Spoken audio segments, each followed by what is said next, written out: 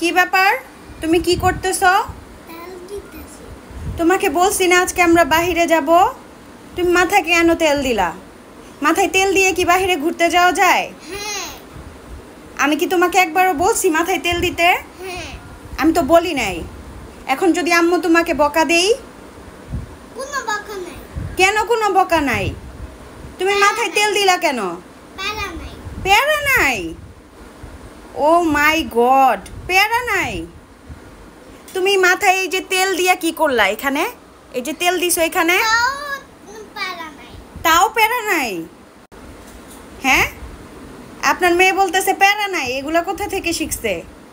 হ্যাঁ, এই যে তেল আমি বের করে বলছি তুমি তোমার মাথায় দাও একবারও?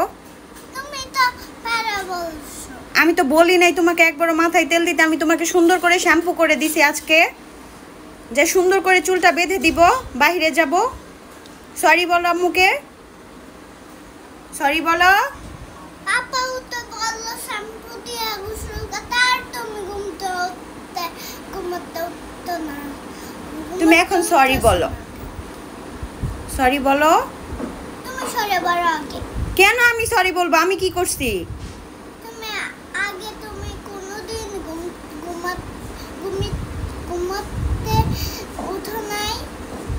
তুমি সরি বলো। তুমি মাথায় তেল দিলা কেন? এখন আম্মুকে বলো আম্মু সরি, আর এরকম করব না। বলো বলো। সরি বলতে লজ্জা লাগে আম্মুকে? সরি বলতে কোনো লজ্জা নাই, সরি বলো। না বলো।